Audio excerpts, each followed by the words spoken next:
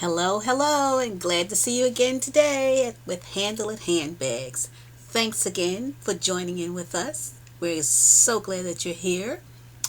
And let's see what we're going to do today. Well, as you know, we're going to talk about handbags. Before we get started, how about giving us a thumbs up or signing down below where it says subscribe? Check us out. Come back and see us again and again and bring some friends along. It's nothing like seeing a movie with friends.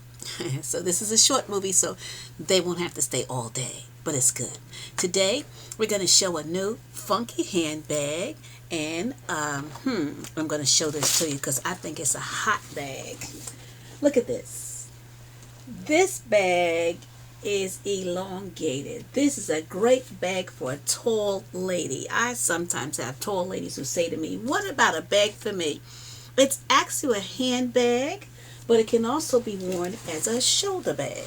You know how we like to do. We throw whatever we got on our shoulder so we can just let the world know that we got it. We got control over it. The front of this bag, as you can see, is a beautiful olive green leather. It's got some wonderful embellishments on the front of it. And look at that. We've got snakeskin here. Look at how attractive this bag is. Look at the reverse side. You've got a pocket back here. You can keep your cell phone in and all your little goodies. You've got leather straps to go with this bag. This bag is measuring 13 by 22. So you're getting a full bag. This is a bag you'll carry every day without a doubt. You won't want to take it out because you can put so many goodies in here. You said, "I can't leave this bag home." Every time you walk out the door, it'll be going with you. She'll become your best friend. She has a snap closure on the top. It's an unlined bag. And it's fun. Inside the bag you have another pocket. Just to let you know. Pockets down in there. I don't know if the camera will be able to show you the pocket, but you've got another pocket down in there. Another leather pocket, yes. Great, great bag. I think I need one of these myself, as a matter of fact, because I love this bag. I know it's going to go fast. You can only find it on www.handleithandbagz.com. Give you a side view. Haha, there you go. You'll be able to see it much better. Again, great bag to have. See that? It's a bag, like I said, you can do shoulder, you can do handle, and that's why I put out some other multi-purpose bags like that. Here's a shoulder handle bag also that is available. And here's another with a cone handle on it. Shoulder handle. These are multi-purpose bags, and everyone should have one. Some days we like to be short, some days we want to have it tall. Great bag. What we did with this bag, we named it in honor of a sister who we've been named our bags after. This sister's name is Jackie Orns. That Orns is spelled O-R-M-E-S.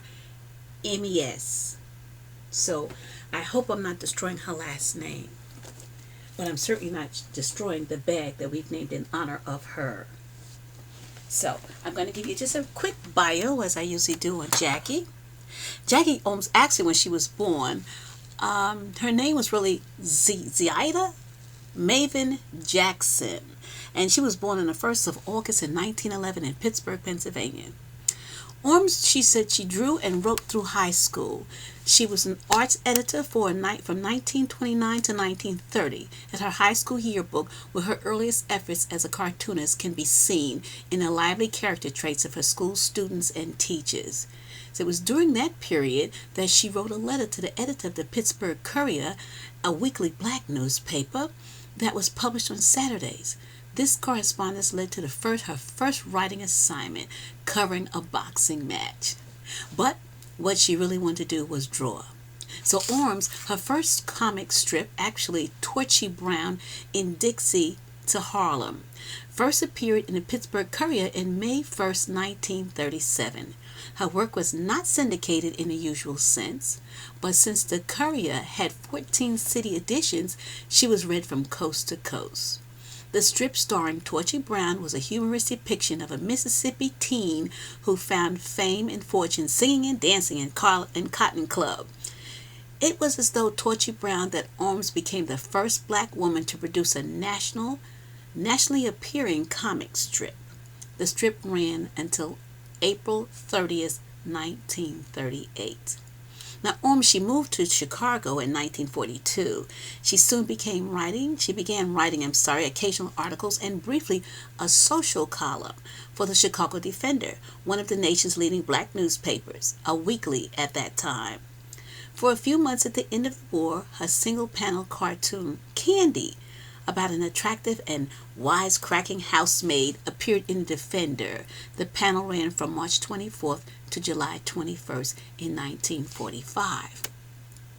By August 1945, Orm's work was back in the Courier with the advent Patty Joe in Ginger, a single-panel cartoon which ran for 11 years. The strip ran from September 1st, 1945 to September 22nd, 1956. We've always been funny. And starting August the 19th in 1950, the Courier began an 8-page color comics insert where Orms reinvented her Torchy character in a new comic strip, Torchy in the Heartbeats. The strip is probably best known for the last installment, September 18, 1954, when Torchy and her doctor boyfriend confronted racism and environmental pollution. Well, Orms used Torchy in the Heartbeats as a sounding board for several big issues at the time. Then she contracted actually with Terry Lee, a doll company, in 1947 to produce a play doll based on a little girl cartoon character. The Patty Joe doll was on the shelves in time for Christmas, and it was the first black American doll to have an extensive upscale wardrobe. In December 1949, she contacted Terry Lee Company. It was not renewed, production ended, and the dolls are now highly sought after collector's items. Well, just to complete it, she retired from cartooning in 1956, although she continued to create art, including murals, still lifes, and portraits, until rheumatoid arthritis made it impossible. She was also the founding board of members for the DuSable Museum of African American History.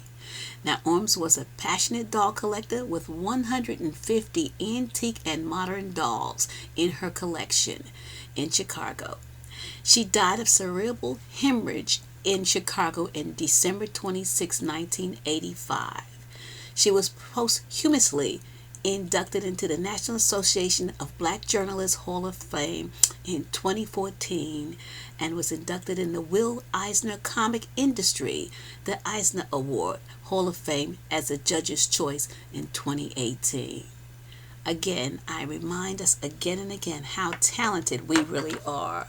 We're so talented. We are cartoonists. We do everything. Doctors, nurses, whatever.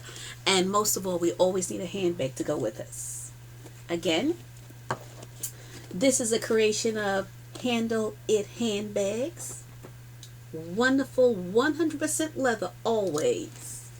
There's no mixture of no kind of fibers or anything in here like some people do. This is all leather. And it's veg tan leather. So we don't have to worry about anything there except picking it up as soon as possible before someone else gets it. And if this is not the color of your choice, write us. Let us know. We can do this again for you in a different color. All right? We thank you again for stopping in and visiting with Handbagz. See you next time. Good day.